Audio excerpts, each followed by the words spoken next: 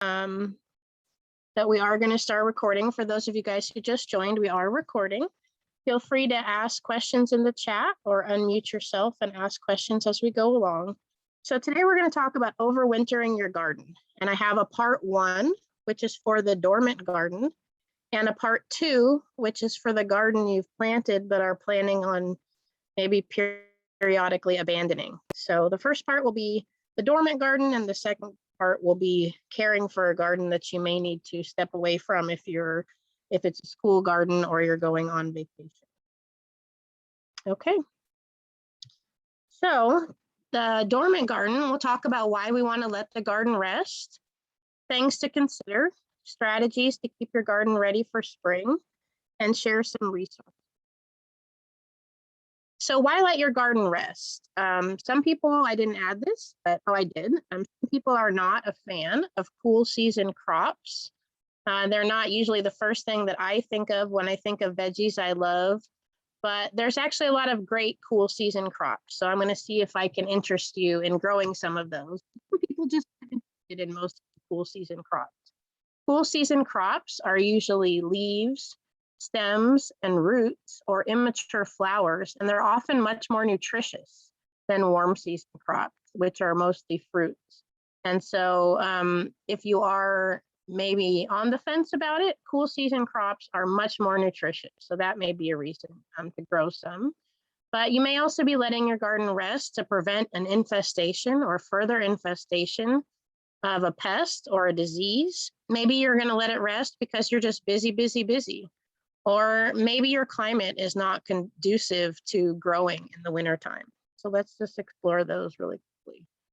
So if you had a really bad pest problem in the summertime, especially if you're in the Inland Empire, the high desert and the mountains will usually get, although last year was pretty warm for the high desert, but will usually get cold enough to kill off most summer pests. But in the Inland Empire, we can have some pretty mild winters. And so one of the reasons you might want to let your garden rest is if you've had a really big problem with insects, like a spider mite infestation or a really bad aphid problem, maybe an airborne fungus or pathogen like a mildew, or even a soil-borne pathogen like root knot nematodes here in the upper right-hand corner. So this may be a reason why you want to let your garden rest. Another thing that I didn't add a slide about, but we talk quite a bit about crop rotation, and crop rotation accomplishes a few things. One of the points of crop rotation is to prevent the spread of pests and diseases from plants within the same family or the same variety of plants season after season. Another reason for crop rotation is different crops feed on different nutrients or utilize different nutrients. And so if you're always using the same crop in the same place, then even if you're adding the macronutrients like nitrogen, phosphorus, and potassium, the micronutrients, the ones that are in the soil in smaller quantities, can get depleted if you're constantly planting the same thing in the same place. And so letting your garden rest is not going to add nutrients, but it could keep from continuing to deplete nutrients. Here is an example of how you would solarize your soil. I think I talk about it again in a little bit, but solarizing your soil is a way to prevent soil-borne pathogens from continuing. So this may be one option, or kind of, I would say, more of an extreme option that you may need to take if you're having problems with Phytophthora or you're having problems with root knot nematodes. Then this is sort of overwintering your garden and then some. This one is covering it with plastic and having, sometimes this is also done in the summer. So this is not just a winter option, but this is a way that you can kill all of the unfortunately good microorganisms, but also the bad microorganisms in your soil. So some like if you have a nematode population that is not very big and you can let your bed sit for a good 6 months, then that nematode population may die. But depending on the nematode population and whether weeds grow and what type of pathogen you have, then just letting the bed sit might not be enough, and you may need to take it to this next level of what they call solarizing your soil. So if you've had a really bad problem in your garden during the summer and you feel like this is an option you might want to use, then I encourage you to reach out to our Master Gardener helpline, and they can sort of work out with you whether this is a way to go. But if you don't do this, even just letting your garden rest and leaving the bed empty will help reduce insects and airborne fungus and pathogens, and then your soil pathogens if they're not too bad. So maybe you're just busy. And if you're just busy, I want you to consider maybe a cover crop. And for most crops, the theory is planted and done. There's a website from Cal Flora and the NRCS, and it's the eVeg guide. And this one can help you in a bunch of different ways manage your soil. The cover crops can help enrich your soil. Some of them can bring nutrients into the soil if they're in the legume family. And they can also just generally boost soil health that's poor. Now, this wouldn't be something you would probably want to do if you had a soil-borne pathogen, maybe an airborne pathogen, depending on what type it is. But let's look for a second at this eVeg guide. I'm going to change my screen sharing here real quick. Just a second. Okay. So the eVeg guide, we'll drop that link in the chat at the end of the presentation. And so this is the eVeg guide. Hopefully you guys can see my screen. So this one, you can drop a pin on where you are, and it will give you suggested cover crops. So let me get a little closer here. Let's see, we're gonna drop a pin. Where am I? Right about there. So let's zoom in. And so you drop a pin on your location. It will tell you your climate and soil profile, which is very cool. So you have all this information here, the county, the elevation, tells me my soil pH. It tells you your hardiness zone. This is your USDA zone. This is helpful, not quite as helpful in California. We like to go by sunset, the sunset zones. It tells you your average rainfall and your temperatures, but the really cool thing about this website is that if you register and they don't send you any advertisements, I've never gotten anything before. Let's try to set this up. If you enter in your, let's see. Oh, I gotta make a new account. Sorry. Okay, we're gonna make a new account. And I want to show you guys the cover crop information that it will show us. So let's see. And then I'm going to say I'm an amateur botanist. And I agree to the terms. And I will ensure I will not contribute. Let's see, did I say? Oh, I got to have a last name. Sorry, guys. And they've never sent me any advertisements or anything, but you do have to register. Oh, the password. Just a second here. Hold on. Okay, do anybody have any questions so far while I'm trying to create two passwords that match? Let's try again. Oh, okay. I'm not going to waste your time on this. It says I already have an account. Disappointed. Okay, so when you do this and you have an account, they do ask you for an account to get this search criteria, I believe. Then you can choose different cover crops. So you have your map. That's what we looked at already. I apologize for wasting your time on that login part. But you have your map here where you drop a pin on your location. And then if you enter in search criteria, then like if I wanted a legume for a cover crop and I want to create a pollinator habitat, then I could search, and it asks you to log in before you use this part, but it will give you a selection of cover crops that are appropriate for your area. So we'll share that link in the chat in a little bit, but I encourage you, if you're just really busy, especially if you have poor soil, I encourage you to check out this e-veg guide and consider a cover crop for your area. The only time I would say this is not a good recommendation is if you have had a soil-borne problem with your plants previously, and then you may just want to let your garden rest. Okay, you guys have any questions about the e-veg guide or about using cover crops? These should be, once they're planted, they need to be watered in and started, but once they're planted, they should be ready to just sort of grow on their own most of the time. Okay, I don't see anything in the chat. And unless you want to unmute yourself, I'm going to go on. So maybe it's your climate is not conducive to growing in the winter. And so maybe a cold frame or a mini greenhouse might be an option.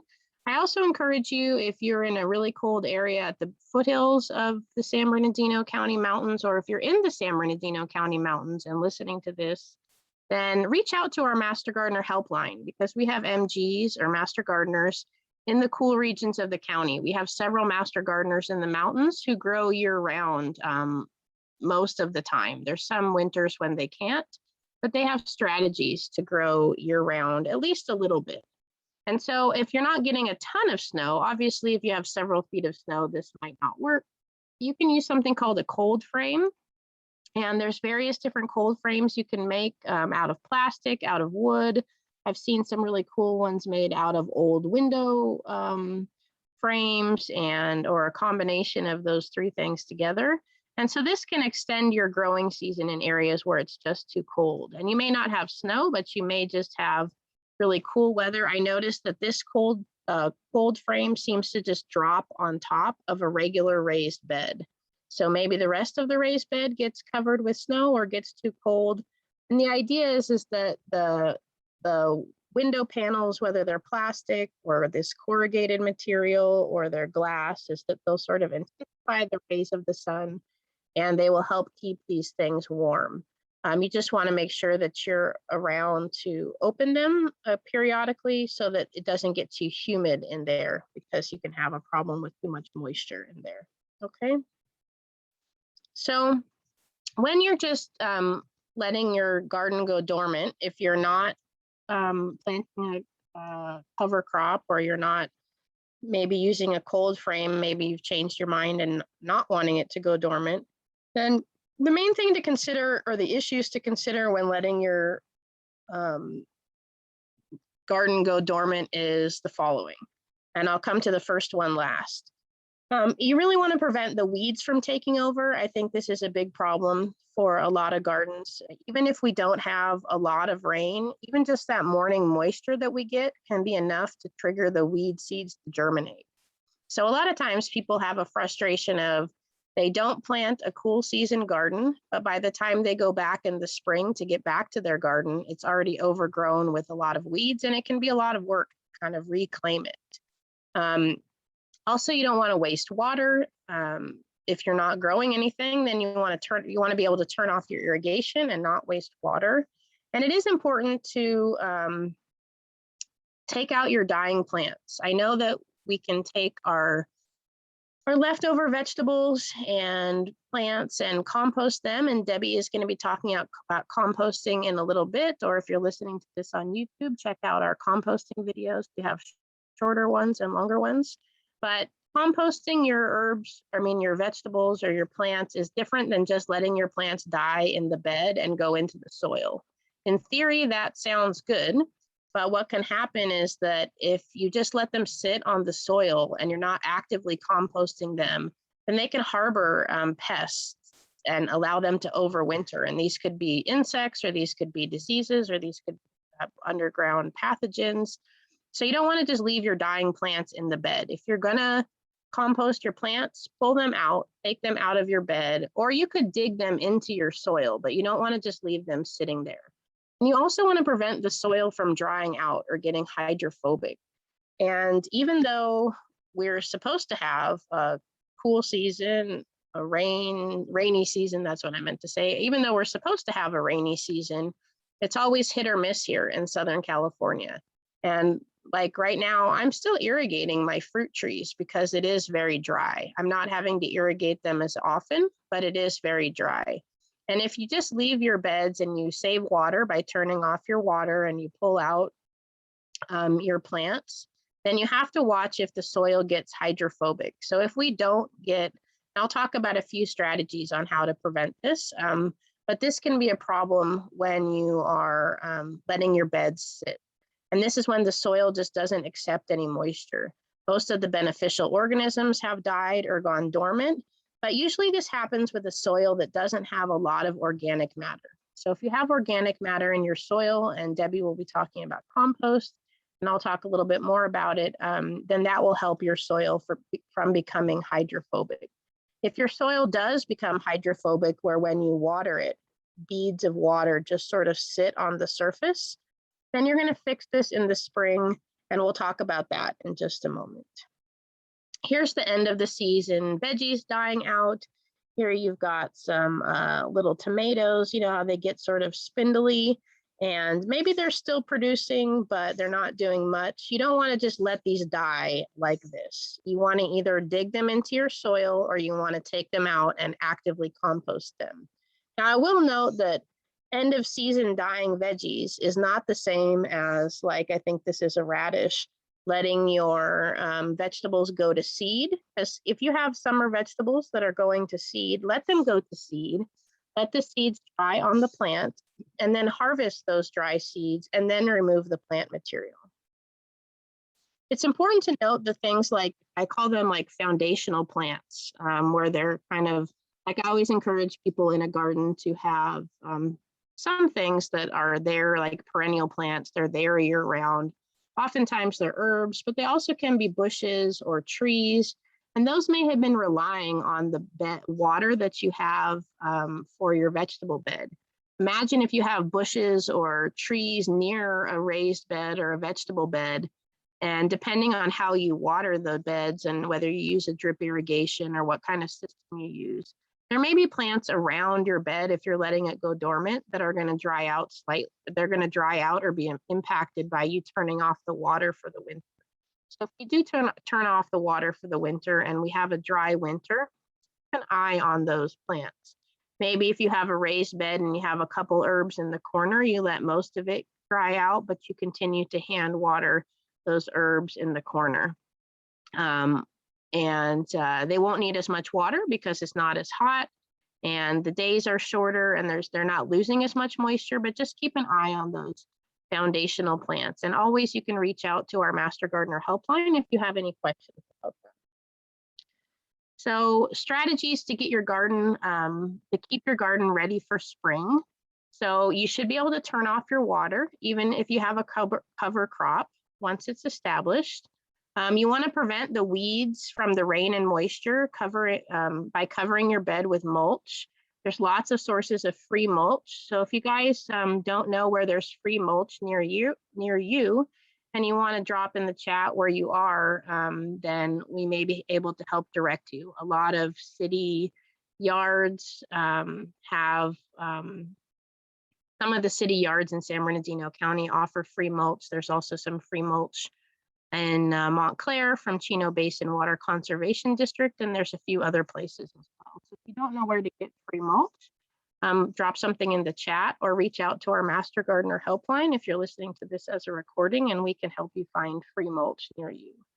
And then if soil pathogens have been a problem, then you can cover it with plastic sheeting to solarize it. So that was that photo I showed you a little while ago, and these will help keep your dormant garden beds ready for spring. Okay.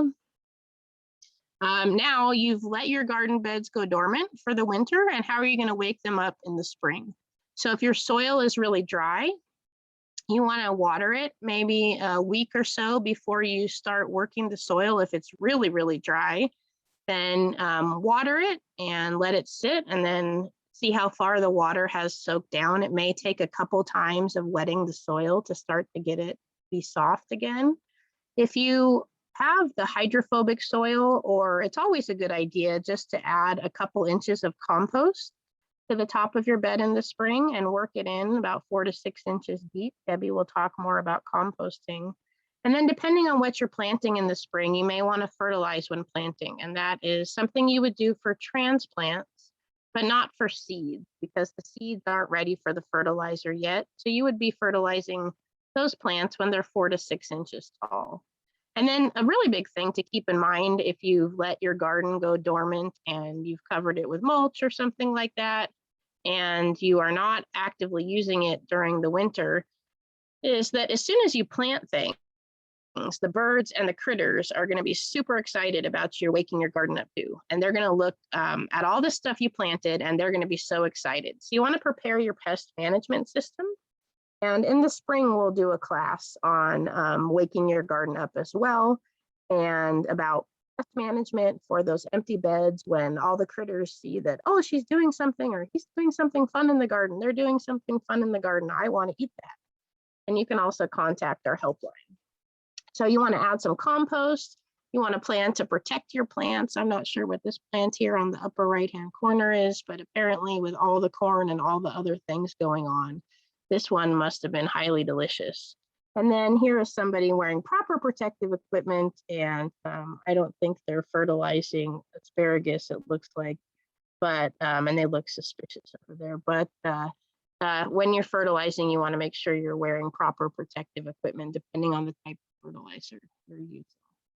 So that is the end of the dormant bed presentation. I kind of realize now as I'm presenting it that some of the topics that I wanted to cover in this one are also in the next section as well. But here's a few resources that we're going to share in the chat at the end of my talk.